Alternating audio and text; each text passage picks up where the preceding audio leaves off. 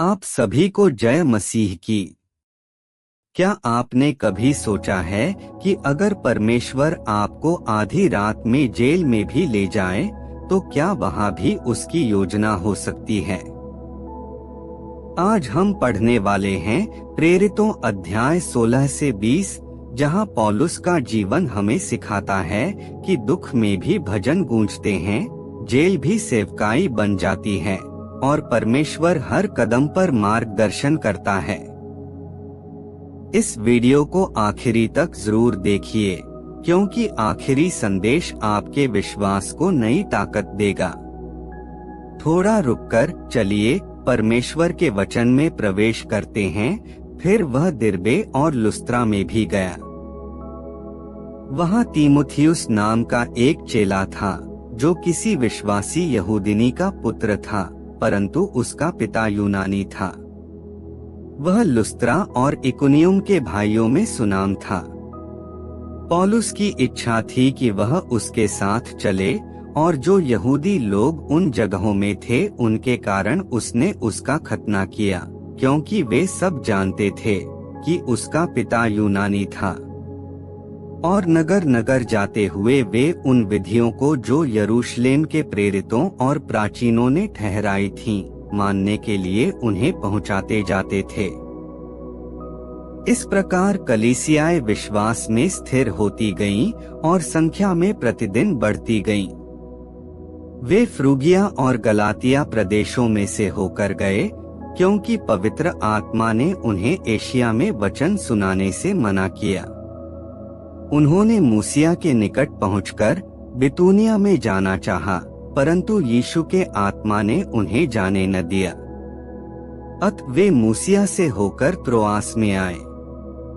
वहां पौलुस ने रात को एक दर्शन देखा कि एक मकिदुनी पुरुष खड़ा हुआ उससे विनती करके कह रहा है, पार उतरकर मकिदुनिया में आ और हमारी सहायता कर। उसके यह दर्शन देखते ही हमने तुरंत मकिदुनिया जाना चाहा, यह समझकर कि परमेश्वर ने हमें उन्हें सुसमाचार सुनाने के लिए बुलाया है। इसलिए त्रोआस से जहाज खोलकर हम सीधे सुमात्रा के और दूसरे दिन नियापुलिस में आए। वहां से हम फिलिप्पी पहुँचे, जो मकिदुनिया प्रांत का मुख्य नगर और रोमियों की बस्ती है, और हम उस नगर में कुछ दिन तक रहे। सब्त के दिन हम नगर के फाटक के बाहर नदी के किनारे यह समझकर गए कि वहां प्रार्थना करने का स्थान होगा, और बैठकर उन स्त्रियों से जो इकट्ठी हुई थीं बातें करने लगे। लुदिया नामक थुआथीरा नगर की बैंजनी कपड़े बेचने वाली एक भक्त स्त्री सुन रही थी। प्रभु ने उसका मन खोला कि वह पौलुस की बातों पर चित्त लगाए। जब उसने अपने घराने समेत बपतिस्मा लिया तो उसने हमसे विनती की, यदि तुम मुझे प्रभु की विश्वासिनी समझते हो तो चलकर मेरे घर में रहो, और वह हमें मना कर ले गई। जब हम प्रार्थना करने की जगह जा रहे थे तो हमें एक दासी मिली जिसमें भावी कहने वाली आत्मा थी, और भावी कहने से अपने स्वामियों के लिए बहुत कुछ कमा लाती थी। वह पौलुस के और हमारे पीछे आकर चिल्लाने लगी, ये मनुष्य परमप्रधान परमेश्वर के दास हैं, जो हमें उद्धार के मार्ग की कथा सुनाते हैं। वह बहुत दिन तक ऐसा ही करती रही, परंतु पौलुस दुखी हुआ और मुड़कर उस आत्मा से कहा, मैं तुझे यीशु मसीह के नाम से आज्ञा देता हूँ कि उसमें से निकल जा, और वह उसी घड़ी निकल गई। जब उसके स्वामियों ने देखा कि हमारी कमाई की आशा जाती रही, तो पौलुस और सीलास को पकड़ के चौक में प्रधानों के पास खींच ले गए, और उन्हें फौजदारी के हाकिमों के पास ले गए और कहा, ये लोग जो यहूदी हैं, हमारे नगर में बड़ी हलचल मचा रहे हैं और ऐसी रीतियां बता रहे हैं जिन्हें ग्रहण करना या मानना हम रोमियों के लिए ठीक नहीं। तब भीड़ के लोग उनके विरोध में इकट्ठे होकर चढ़ाए, और हाकिमों ने उनके कपड़े फाड़कर उतार डाले और उन्हें बेंत मारने की आज्ञा दी। बहुत बेंत लगवाकर उन्होंने उन्हें बंदीगृह में डाल दिया और दारोगा को आज्ञा दी कि उन्हें चौकसी से रखे। उसने ऐसी आज्ञा पाकर उन्हें भीतर की कोठरी में रखा और उनके पांव काठ में ठोंक दिए। आधी रात के लगभग पौलुस और सीलास प्रार्थना करते हुए परमेश्वर के भजन गा रहे थे और कैदी उनकी सुन रहे थे। इतने में एकाएक बड़ा भूकंप आया, यहाँ तक कि बंदीगृह की नींव हिल गई और तुरंत सब द्वार खुल गए और सबके बंधन खुल पड़े। दारोगा जाग उठा और बंदीगृह के द्वार खुले देखकर समझा कि कैदी भाग गए हैं। अत उसने तलवार खींचकर अपने आप को मार डालना चाहा, परंतु पौलुस ने ऊंचे शब्द से पुकार कर कहा, अपने आप को कुछ हानि न पहुंचा, क्योंकि हम सब यही हैं। तब वह दिया मंगवाकर भीतर लपका और कांपता हुआ पौलुस और सीलास के आगे गिरा और उन्हें बाहर लाकर कहा, हे सज्जनों, उद्धार पाने के लिए मैं क्या करूं? उन्होंने कहा, प्रभु यीशु मसीह पर विश्वास कर तो तू और तेरा घराना उद्धार पाएगा। और उन्होंने उसको और उसके सारे घर के लोगों को प्रभु का वचन सुनाया। रात को उसी घड़ी उसने उन्हें ले जाकर उनके घाव धोए और उसने अपने सब लोगों समेत तुरंत बपतिस्मा लिया। तब उसने उन्हें अपने घर में ले जाकर उनके आगे भोजन रखा और सारे घराने समेत परमेश्वर पर विश्वास करके आनंद किया। जब दिन हुआ तब हाकिमों ने सिपाहियों के हाथ कहला भेजा कि उन मनुष्यों को छोड़ दो। दारोगा ने ये बातें पौलुस से कहीं, हाकिमों ने तुम्हें छोड़ देने की आज्ञा भेज दी है, इसलिए अब निकलकर कुशल से चले जाओ। परंतु पौलुस ने उनसे कहा, उन्होंने हमें जो रोमी मनुष्य हैं दोषी ठहराए बिना लोगों के सामने मारा और बंदीगृह में डाला। अब क्या हमें चुपके से निकाल रहे हैं? ऐसा नहीं, परंतु वे स्वयं आकर हमें बाहर निकालें। सिपाहियों ने ये बातें हाकिमों से कहीं और वे यह सुनकर कि रोमी हैं, डर गए और आकर उन्हें मनाया और बाहर ले जाकर विनती की कि नगर से चले जाएं। वे बंदीगृह से निकलकर लुदिया के यहाँ गए और भाइयों से भेंट करके उन्हें शांति दी और चले गए। फिर वे अम्फिपुलिस और अपुल्लोनिया होकर थिस्सलुनीके में आए, जहाँ यहूदियों का एक आराधनालय था। पौलुस अपनी रीति के अनुसार उनके पास गया और 3 सप्ताह के दिन पवित्र शास्त्रों से उनके साथ वाद विवाद किया और उनका अर्थ खोल खोल कर समझाता था कि मसीह को दुख उठाना और मरे हुओं में से जी उठना अवश्य था, और यही यीशु जिसकी मैं तुम्हें कथा सुनाता हूँ मसीह है। उनमें से कितनों ने और भक्त यूनानियों में से बहुतों ने और बहुत सी कुलीन स्त्रियों ने मान लिया और पौलुस और सीलास के साथ मिल गए। परंतु यहूदियों ने डाह से भरकर बाजारू लोगों में से कुछ दुष्ट मनुष्यों को अपने साथ में लिया और भीड़ इकट्ठी करके नगर में हुल्लड़ मचाने लगे और यासोन के घर पर चढ़ाई करके उन्हें लोगों के सामने लाना चाहा। उन्हें वहां न पाकर वे यह चिल्लाते हुए यासोन और कुछ भाइयों को नगर के हाकिमों के सामने खींच लाए, ये लोग जिन्होंने जगत को उल्टा पुल्टा कर दिया है यहाँ भी आ गए हैं। यासोन ने उन्हें अपने यहाँ उतारा है। ये सब के सब यह कहते हैं कि यीशु राजा है और कैसर की आज्ञाओं का विरोध करते हैं। उन्होंने लोगों को और नगर के हाकिमों को यह सुनाकर घबरा दिया, इसलिए उन्होंने यासोन और बाकी लोगों से मुचलका लेकर उन्हें छोड़ दिया। भाइयों ने तुरंत रात ही रात पौलुस और सीलास को बिरिया भेज दिया और वे वहां पहुंचकर यहूदियों के आराधनालय में गए। ये लोग तो थिस्सलुनीके के यहूदियों से भले थे और उन्होंने बड़ी लालसा से वचन ग्रहण किया और प्रतिदिन पवित्र शास्त्रों में ढूंढते रहे कि ये बातें यूं ही हैं कि नहीं। इसलिए उनमें से बहुतों ने, और यूनानी कुलीन स्त्रियों में से और पुरुषों में से भी बहुतों ने विश्वास किया। किंतु जब थिस्सलुनीके के यहूदी जान गए कि पौलुस बिरिया में भी परमेश्वर का वचन सुनाता है, तो वहां भी आकर लोगों को उस्काने और हलचल मचाने लगे। तब भाइयों ने तुरंत पौलुस को विदा किया कि समुद्र के किनारे चला जाए, परंतु सीलास और तीमुथियुस वहीं रह गए। पौलुस को पहुंचाने वाले उसे एथेंस तक ले गए और सीलास और तीमुथियुस के लिए यह आज्ञा पाकर विदा हुए कि वे उसके पास शीघ्र से शीघ्र आए।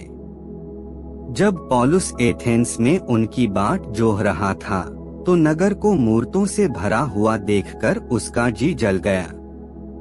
अतः वह आराधनालय में यहूदियों और भक्तों से और चौक में जो लोग उससे मिलते थे उनसे हर दिन वाद विवाद किया करता था। तब इपिकूरी और स्तोईकी दार्शनिकों में से कुछ उससे तर्क करने लगे और कुछ ने कहा, यह बकवादी क्या कहना चाहता है, परंतु दूसरों ने कहा, वह अन्य देवताओं का प्रचारक मालूम पड़ता है, क्योंकि वह यीशु का और पुनरुत्थान का सुसमाचार सुनाता था। तब वे उसे अपने साथ अरियुपगुस पर ले गए और पूछा, क्या हम जान सकते हैं कि यह नया मत जो तू सुनाता है क्या है, क्योंकि तू अनोखी बातें हमें सुनाता है, इसलिए हम जानना चाहते हैं कि इनका अर्थ क्या है। इसलिए कि सब एथेंस वासी और परदेशी जो वहां रहते थे, नई नई बातें कहने और सुनने के सिवाय और किसी काम में समय नहीं बिताते थे। तब पौलुस ने अरियुपगुस के बीच में खड़े होकर कहा, हे एथेंस के लोगों, मैं देखता हूँ कि तुम हर बात में देवताओं के बड़े मानने वाले हो। क्योंकि मैं फिरते हुए जब तुम्हारी पूजने की वस्तुओं को देख रहा था, तो एक ऐसी वेदी भी पाई जिस पर लिखा था, अनजाने ईश्वर के लिए, इसलिए जिसे तुम बिना जाने पूजते हो, मैं तुम्हें उसका समाचार सुनाता हूँ। जिस परमेश्वर ने पृथ्वी और उसकी सब वस्तुओं को बनाया, वह स्वर्ग और पृथ्वी का स्वामी होकर हाथ के बनाए हुए मंदिरों में नहीं रहता, न किसी वस्तु की आवश्यकता के कारण मनुष्यों के हाथों की सेवा लेता है, क्योंकि वह स्वयं ही सबको जीवन और श्वास और सब कुछ देता है। उसने एक ही मूल से मनुष्यों की सब जातियां सारी पृथ्वी पर रहने के लिए बनाई हैं, और उनके ठहराए हुए समय और निवास की सीमाओं को इसलिए बांधा है कि वे परमेश्वर को ढूंढे, कदाचित उसे टटोल कर पाए, तो भी वह हम में से किसी से दूर नहीं, क्योंकि हम उसी में जीवित रहते और चलते फिरते और स्थिर रहते हैं, जैसा तुम्हारे कितने कवियों ने भी कहा है, हम तो उसी के वंशज हैं। अतः परमेश्वर का वंश होकर हमें यह समझना उचित नहीं कि ईश्वरत्व सोने या रुपये या पत्थर के समान है, जो मनुष्य की कारीगरी और कल्पना से गढ़े गए हों।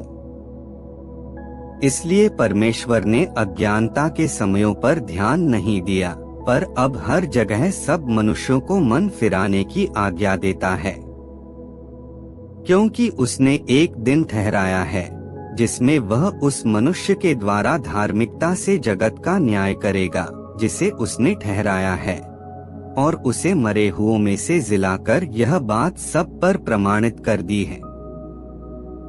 मरे हुओं के पुनरुत्थान की बात सुनकर कुछ तो ठट्ठा करने लगे और कुछ ने कहा, यह बात हम तुझसे फिर कभी सुनेंगे। इस पर पौलुस उनके बीच में से निकल गया, परंतु कुछ मनुष्य उसके साथ मिल गए और विश्वास किया, जिनमें दियोनुसियुस जो अरियुपगुस का सदस्य था और दमरिस नामक एक स्त्री थी, और उनके साथ और भी लोग थे। इसके बाद पौलुस एथेंस को छोड़कर कुरिन्थुस में आया। वहां उसे अक्विला नामक एक यहूदी मिला, जिसका जन्म पुन्तुस में हुआ था। वह अपनी पत्नी प्रिस्किल्ला के साथ इटली से हाल ही में आया था, क्योंकि क्लॉदियुस ने सब यहूदियों को रोम से निकल जाने की आज्ञा दी थी। इसीलिए वह उनके यहाँ गया।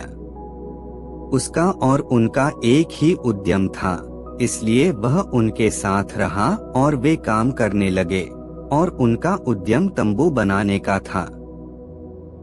वह हर एक सप्त के दिन आराधनालय में वाद विवाद करके यहूदियों और यूनानियों को भी समझाता था। जब सीलास और तीमुथियुस मकिदुनिया से आए, तो पौलुस वचन सुनाने की धुन में यहूदियों को गवाही देने लगा कि यीशु ही मसीह है।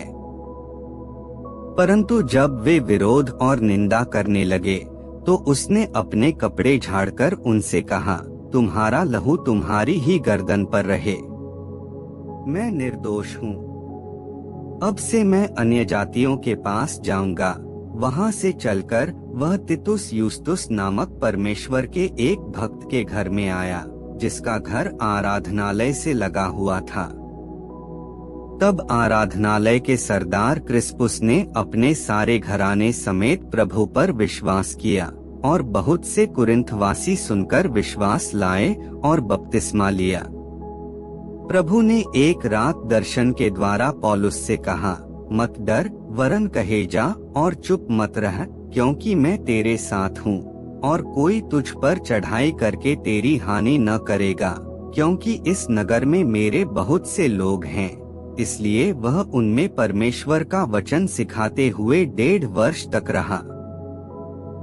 जब गल्लियो अखाया देश का हाकिम था, तो यहूदी लोग एका करके पौलुस पर चढ़ाए और उसे न्याय आसन के सामने लाकर कहने लगे, यह लोगों को समझाता है कि परमेश्वर की उपासना ऐसी रीति से करें जो व्यवस्था के विपरीत है। जब पौलुस बोलने पर ही था, तो गल्लियो ने यहूदियों से कहा, हे यहूदियों, यदि यह कुछ अन्याय या दुष्टता की बात होती तो उचित था कि मैं तुम्हारी सुनता, परंतु यदि यह वाद विवाद शब्दों और नामों और तुम्हारे यहाँ की व्यवस्था के विषय में है, तो तुम ही जानो, क्योंकि मैं इन बातों का न्यायी नहीं बनना चाहता। और उसने उन्हें न्याय आसन के सामने से निकलवा दिया। तब सब लोगों ने आराधनालय के सरदार सोस्थेनेस को पकड़ के न्याय आसन के सामने मारा, परंतु गल्लियो ने इन बातों की कुछ भी चिंता न की। पौलुस बहुत दिन तक वहां रहा। फिर भाइयों से विदा होकर किंख्रिया में इसलिए सिर मुंडाया क्योंकि उसने मन्नत मानी थी, और जहाज पर सीरिया को चल दिया, और उसके साथ प्रिस्किल्ला और अक्विला थे। उसने इफिसुस पहुंचकर उनको वहां छोड़ा, और आप आराधनालय में जाकर यहूदियों से विवाद करने लगा। जब उन्होंने उससे विनती की, हमारे साथ और कुछ दिन रह, तो उसने स्वीकार न किया, परंतु यह कहकर उनसे विदा हुआ, यदि परमेश्वर ने चाहा तो मैं तुम्हारे पास फिर आऊंगा। तब वह इफिसुस से जहाज खोलकर चल दिया, और कैसरिया में उतरकर यरूशलेम को गया, और कलीसिया को नमस्कार करके अंताकिया में आया। फिर कुछ दिन रहकर वह वहां से निकला, और एक ओर से गलातिया और फ्रूगिया प्रदेशों में सब चेलों को स्थिर करता फिरा।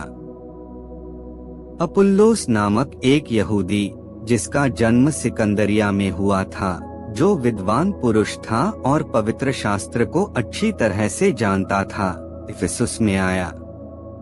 उसने प्रभु के मार्ग की शिक्षा पाई थी, और मन लगाकर यीशु के विषय ठीक ठीक सुनाता और सिखाता था, परंतु वह केवल यूहन्ना के बपतिस्मा की बात जानता था। वह आराधनालय में निडर होकर बोलने लगा, पर प्रिस्किल्ला और अक्विला उसकी बातें सुनकर उसे अपने यहाँ ले गए, और परमेश्वर का मार्ग उसको और भी ठीक ठीक बताया।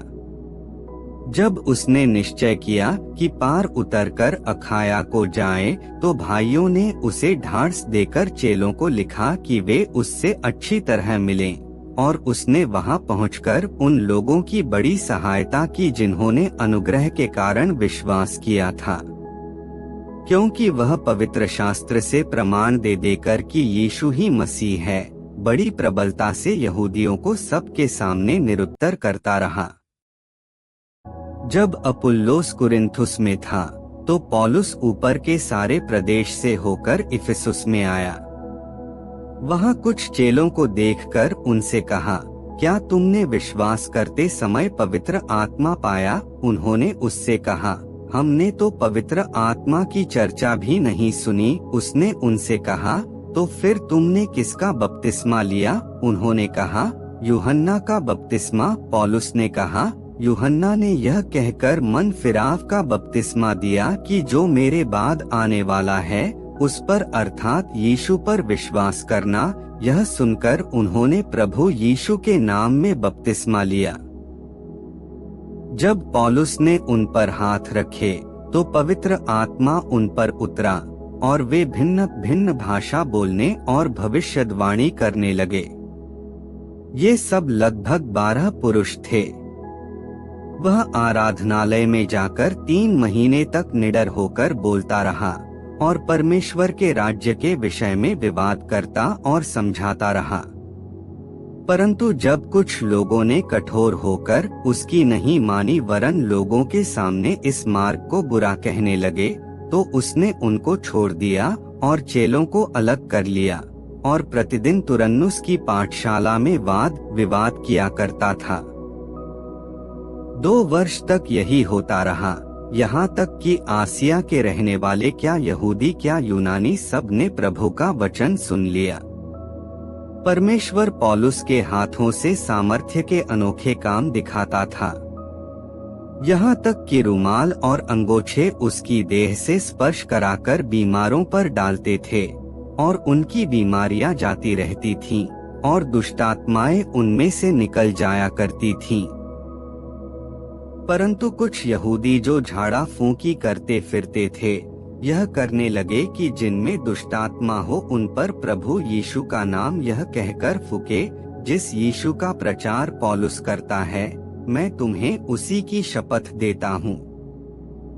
और स्किवा नाम के एक यहूदी महायाजक के 7 पुत्र थे जो ऐसा ही करते थे। पर दुष्टात्मा ने उनको उत्तर दिया, यीशु को मैं जानती हूँ और पौलुस को भी पहचानती हूँ, परंतु तुम कौन हो? और उस मनुष्य ने जिसमें दुष्ट आत्मा थी उन पर लपककर और उन्हें वश में लाकर उन पर ऐसा उपद्रव किया कि वे नंगे और घायल होकर उस घर से निकल भागे। यह बात इफिसुस के रहने वाले सब यहूदी और यूनानी भी जान गए और उन सब पर भय छा गया और प्रभु यीशु के नाम की बड़ाई हुई। जिन्होंने विश्वास किया था उनमें से बहुतेरों ने आकर अपने अपने कामों को मान लिया और प्रकट किया। जादू करने वालों में से बहुतों ने अपनी अपनी पोथियां इकट्ठी करके सबके सामने जला दी और जब उनका दाम जोड़ा गया तो 50,000 चांदी के सिक्कों के बराबर निकला।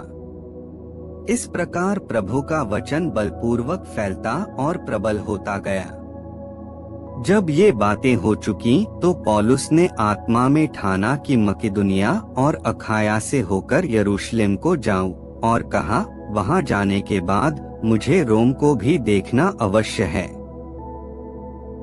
इसलिए अपनी सेवा करने वालों में से तीमुथियुस और इरास्तुस को मकिदुनिया भेजकर आप कुछ दिन आसिया में रह गया। उस समय उस पंथ के विषय में बड़ा हुल्लड़ हुआ, क्योंकि देमेत्रियुस नाम का एक सुनार अर्तिमिस के चांदी के मंदिर बनवाकर कारीगरों को बहुत काम दिलाया करता था।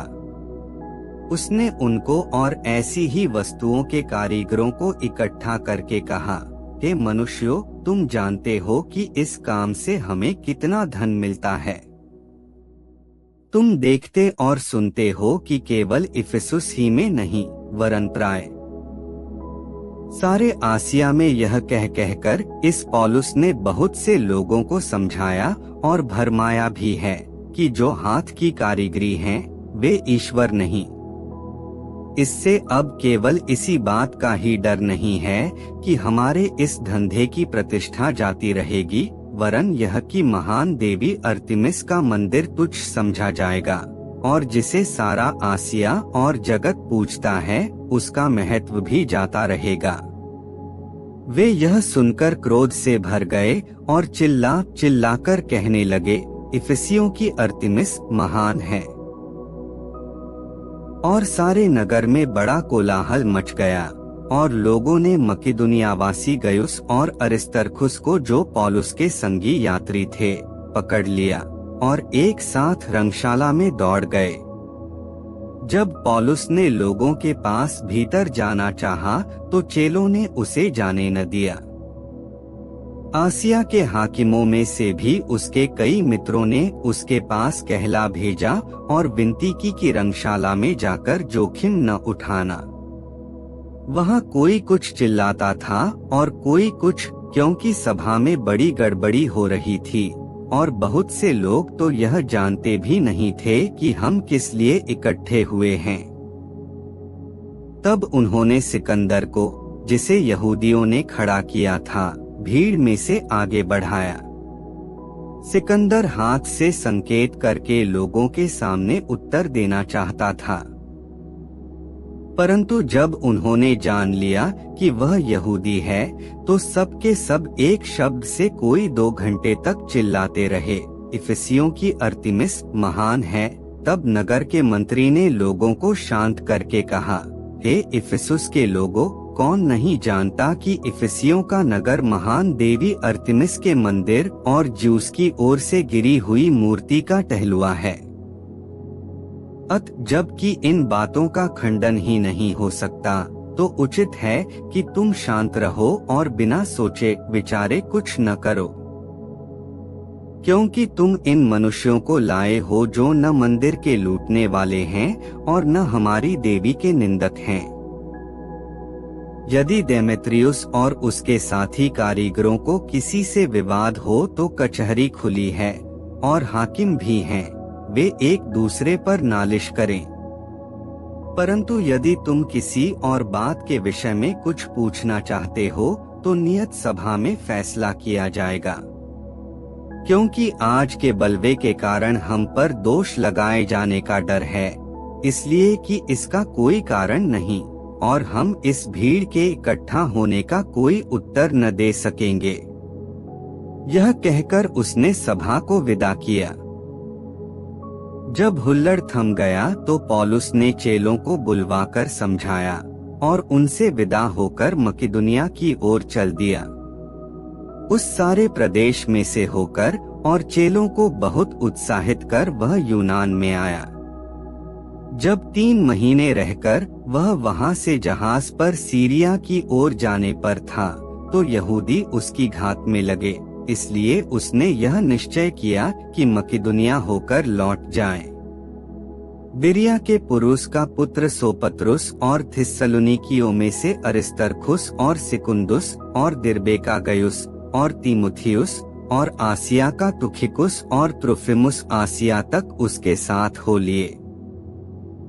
वे आगे जाकर त्रोआस में हमारी बाट जोहते रहे और हम अखमीरी रोटी के दिनों के बाद फिलिप्पी से जहाज पर चढ़कर 5 दिन में त्रोआस में उसके पास पहुँचे और 7 दिन तक वहीं रहे। सप्ताह के पहले दिन जब हम रोटी तोड़ने के लिए इकट्ठे हुए तो पौलुस ने, जो दूसरे दिन चले जाने पर था, उनसे बातें की और आधी रात तक बातें करता रहा। जिस अटारी पर हम इकट्ठे थे उसमें बहुत दिए जल रहे थे और यूतुखुस नाम का एक जवान खिड़की पर बैठा हुआ गहरी नींद से झुक रहा था। जब पौलुस देर तक बातें करता रहा तो वह नींद के झोंके में तीसरी अटारी पर से गिर पड़ा और मरा हुआ उठाया गया। परंतु पौलुस उतरकर उससे लिपट गया और गले लगाकर कहा, घबराओ नहीं, क्योंकि उसका प्राण उसी में है। और ऊपर जाकर रोटी तोड़ी और खाकर इतनी देर तक उनसे बातें करता रहा कि पौ फट गई। फिर वह चला गया और वे उस जवान को जीवित ले आए और बहुत शांति पाई। हम पहले ही जहाज पर चढ़कर अस्सुस को इस विचार से आगे गए कि वहां से हम पौलुस को चढ़ा लें, क्योंकि उसने यह इसलिए ठहराया था कि आप ही पैदल जाने वाला था। जब वह अस्सुस में हमें मिला तो हम उसे चढ़ाकर मितुलेने में आए। वहां से जहाज खोलकर हम दूसरे दिन खियुस के सामने पहुँचे और अगले दिन सामुस में जा लगे, फिर दूसरे दिन मिलेतुस में आए। क्योंकि पौलुस ने इफिसुस के पास से होकर जाने का निश्चय किया था कि कहीं ऐसा न हो कि उसे आसिया में देर लगे, क्योंकि वह जल्दी में था कि यदि हो सके तो वह पिन्तेकुस्त के दिन यरूशलेम में रहे। उसने मिलेतुस से इफिसुस में कहला भेजा और कलीसिया के प्राचीनों को बुलवाया। जब वे उसके पास आए तो उनसे कहा, तुम जानते हो कि पहले ही दिन से जब मैं आसिया में पहुंचा, मैं हर समय तुम्हारे साथ किस प्रकार रहा, अर्थात बड़ी दीनता से और आंसू बहाकर, और उन परीक्षाओं में जो यहूदियों के षड्यंत्र के कारण मुझ पर आ पड़ी, मैं प्रभु की सेवा करता ही रहा, और जो बातें तुम्हारे लाभ की थीं, उनको बताने और लोगों के सामने और घर घर सिखाने से कभी न झिझका, वरन यहूदियों और यूनानियों के सामने गवाही देता रहा कि परमेश्वर की ओर मन फिराना और हमारे प्रभु यीशु मसीह पर विश्वास करना चाहिए। अब देखो, मैं आत्मा में बंधा हुआ यरूशलेम को जाता हूँ और नहीं जानता कि वहाँ मुझ पर क्या क्या बीतेगा, केवल यह कि पवित्र आत्मा हर नगर में गवाही दे देकर मुझसे कहता है कि बंधन और क्लेश तेरे लिए तैयार हैं। परंतु मैं अपने प्राण को कुछ नहीं समझता कि उसे प्रिय जानूं, वरन यह कि मैं अपनी दौड़ को और उस सेवा को पूरी करूं जो मैंने परमेश्वर के अनुग्रह के सुसमाचार पर गवाही देने के लिए प्रभु यीशु से पाई है। अब देखो, मैं जानता हूँ कि तुम सब जिनमें मैं परमेश्वर के राज्य का प्रचार करता फिरा, मेरा मुंह फिर न देखोगे। इसलिए मैं आज के दिन तुमसे गवाही देकर कहता हूँ कि मैं सबके लहू से निर्दोष हूँ, क्योंकि मैं परमेश्वर के सारे अभिप्राय को तुम्हें पूरी रीति से बताने से न झिझका। इसलिए अपनी और पूरे झुंड की चौकसी करो, जिसमें पवित्र आत्मा ने तुम्हें अध्यक्ष ठहराया है, कि तुम परमेश्वर की कलीसिया की रखवाली करो, जिसे उसने अपने लहू से मोल लिया है। मैं जानता हूँ कि मेरे जाने के बाद फाड़ने वाले भेड़िए तुम में आएंगे, जो झुंड को न छोड़ेंगे। तुम्हारे ही बीच में से भी ऐसे ऐसे मनुष्य उठेंगे, जो चेलों को अपने पीछे खींच लेने को टेढ़ी मेढ़ी बातें कहेंगे। इसलिए जागते रहो और स्मरण करो कि मैंने 3 वर्ष तक रात दिन आंसू बहाकर हर एक को चेतावनी देना न छोड़ा। और अब मैं तुम्हें परमेश्वर को और उसके अनुग्रह के वचन को सौंप देता हूँ, जो तुम्हारी उन्नति कर सकता है और सब पवित्र किए गए लोगों में साझी करके मीरास दे सकता है। मैंने किसी के चांदी, सोने या कपड़े का लालच नहीं किया।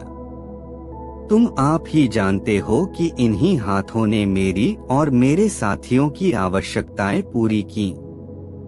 मैंने तुम्हें सब कुछ करके दिखाया कि इस रीति से परिश्रम करते हुए निर्बलों को संभालना और प्रभु यीशु के वचन स्मरण रखना अवश्य है, जो उसने आप ही कहा है, लेने से देना धन्य है। यह कहकर उसने घुटने टेके और उन सब के साथ प्रार्थना की। तब वे सब बहुत रोए और पौलुस के गले लिपटकर उसे चूमने लगे। वे विशेषकर इस बात से शोकित थे जो उसने कही थी कि तुम मेरा मुंह फिर न देखोगे। तब उन्होंने उसे जहाज तक पहुंचाया। प्रेरितों अध्याय 16 से 20 हमें सिखाते हैं कि परमेश्वर का सेवक रास्ते से नहीं, बुलाहट से चलता है। मुसीबतें उसे रोक नहीं सकती। जेल उसकी आवाज को दबा नहीं सकती और आंसू उसकी सेवा को कम नहीं कर सकते। अगर यह वचन आपको छू गया हो तो इसे दूसरों तक पहुंचाइए, क्योंकि परमेश्वर का वचन बांटने से ही विश्वास बढ़ता है।